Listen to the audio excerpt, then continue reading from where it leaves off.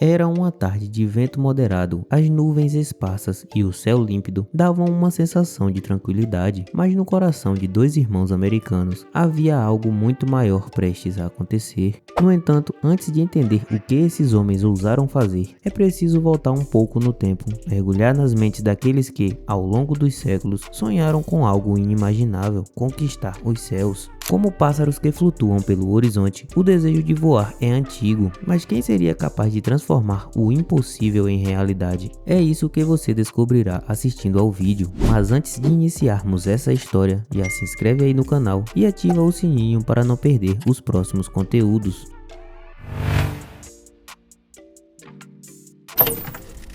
Você sabia que a Amazon Prime é muito mais do que apenas entrega rápida? Com a Amazon Prime, você tem frete grátis em milhões de produtos com entregas em até 2 dias. Mas não para por aí. Aproveite o Prime Video com milhares de filmes e séries, incluindo produções originais incríveis. Gosta de música? O Prime Music oferece milhões de músicas sem anúncios e sem custos adicionais. E para os amantes da leitura, o Prime Reading dá acesso a uma vasta seleção de e-books e revistas. Tudo isso e muito mais por um preço que cabe no seu bolso. Inscreva-se agora e aproveite 30 dias gratuitos. Clique no link da descrição e experimente agora. A ambição de voar não era nova. Desde tempos imemoráveis, mitos e lendas sobrevoavam as culturas antigas. Um dos mais famosos é o mito grego de Ícaro, o jovem que, usando asas de cera e penas construídas por seu pai, tentou alcançar o céu, mas caiu ao desafiar os deuses. Esse mito, em muitos aspectos, simbolizava o temor que o homem jamais conseguiria vencer a gravidade. Mas o ser humano não desistiu. No século XV, um dos maiores gênios da história, Leonardo da Vinci, deixou em seus cadernos desenhos visionários de máquinas voadoras. Seu ornitóptero buscava replicar o movimento de asas de um pássaro, mas assim como tantas ideias revolucionárias de sua época, essa também ficou apenas no papel. Durante os séculos seguintes, outros inventores tentaram dominar o ar, mas o sucesso real parecia inalcançável. O voo parecia uma barreira intransponível. Agora avançamos até o final do século XIX, onde a febre pela aviação atingia novos patamares. Os primeiros balões de ar quente desenvolvidos pelos irmãos Montgolfier na França em 1783 provaram que o homem podia, de alguma forma, desafiar a gravidade. No entanto, voar de verdade controlando o movimento no ar ainda parecia um sonho distante. Mas foi em 17 de dezembro de 1903, numa praia ventosa em Kitty Hawk, na Carolina do Norte, que o destino da humanidade estava prestes a mudar. Dois irmãos, donos de uma pequena oficina de bicicletas, haviam se dedicado por anos a um projeto considerado lunático. Desde criança, fascinavam-se com o voo, inspirados pelas recentes conquistas de Otto Lilienthal, um engenheiro alemão que havia construído planadores. Os irmãos Wright decidiram criar algo que fosse além dos planadores, uma máquina capaz de voar por si mesma. Eles não eram cientistas renomados, nem possuíam grandes recursos financeiros, porém possuíam algo que nenhum outro inventor até então havia mostrado de forma tão brilhante. Eles tinham uma determinação inabalável e uma compreensão instintiva de mecânica de voo. Enquanto outros estavam obcecados com a construção de motores poderosos, os Wright focavam na aerodinâmica, nas asas e talvez o mais importante, no controle.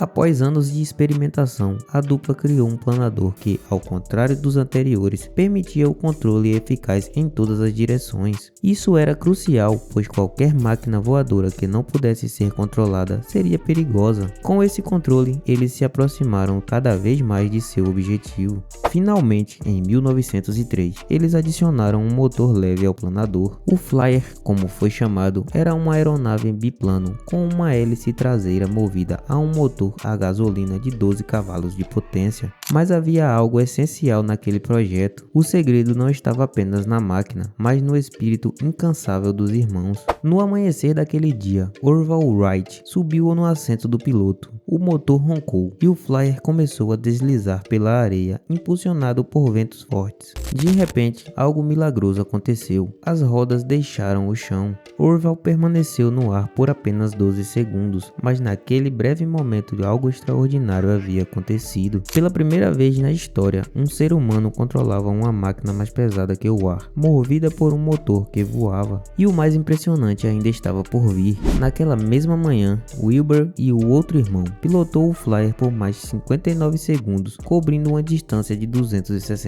metros. Não era apenas um feito técnico, era o início de uma revolução que transformaria para sempre o modo como o mundo se conectava. Após aquele voo histórico, a notícia se espalhou lentamente. Muitos duvidavam, acreditando que a invenção dos Wright era uma farsa.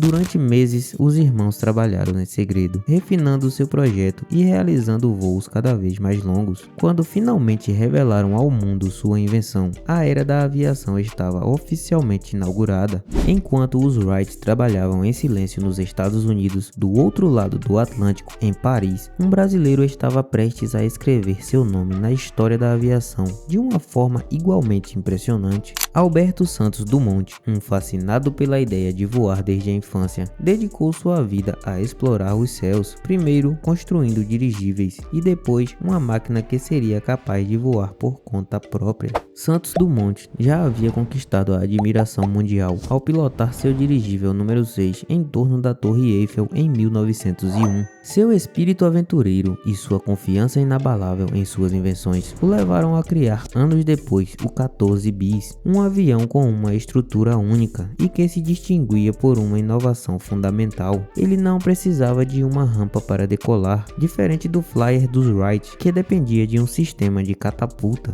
Em 23 de outubro de 1906, no campo de Bagatelle, em Paris, diante de uma multidão de testemunhas e de representantes da Federação Aeronáutica Internacional, Santos Dumont fez algo histórico. Voou com um 14 bis por 60 metros, a uma altura de 3 metros, em um voo completamente autônomo e sem qualquer tipo de assistência externa. Este feito lhe rendeu a fama mundial e é considerado por muitos o primeiro voo controlado de um avião, reconhecido oficialmente por entidades aeronáuticas. E aqui surge uma das grandes discussões da história da aviação: quem realmente inventou o avião?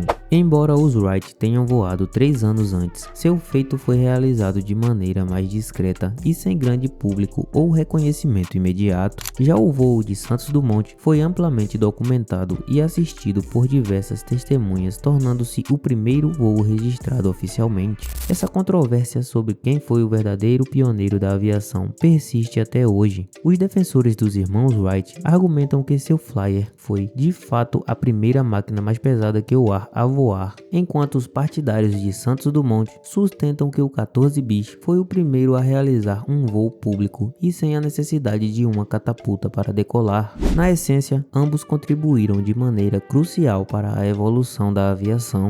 A contribuição dos Wright e de Santos Dumont não parou por ali. Os irmãos americanos continuaram a aprimorar suas máquinas, desenvolvendo o conceito de 3 eixos de controle, que permitia ao piloto comandar o avião nas direções vertical, lateral e longitudinal, um sistema que ainda é utilizado nos aviões modernos. Já Santos Dumont, além de continuar a trabalhar no desenvolvimento de aeronaves, viu seu 14 bis abrir as portas para a era dos voos públicos e impulsionar o interesse global pela aviação. Assim, enquanto o debate sobre quem foi o verdadeiro inventor do avião pode nunca ter um fim definitivo, uma coisa é clara: tanto os irmãos Wright quanto Alberto Santos Dumont deixaram legados imortais na história da aviação. Juntos, eles provaram que o sonho de voar, que por milênios havia sido apenas uma fantasia humana, finalmente se tornou realidade. E assim finalizamos o nosso voo pelo passado dos aviões. O que você achou? Conte nos comentários e deixe um like se curtiu o vídeo. Assista também um dos vídeos sugeridos aí na sua tela e faça uma nova descoberta. E até a próxima!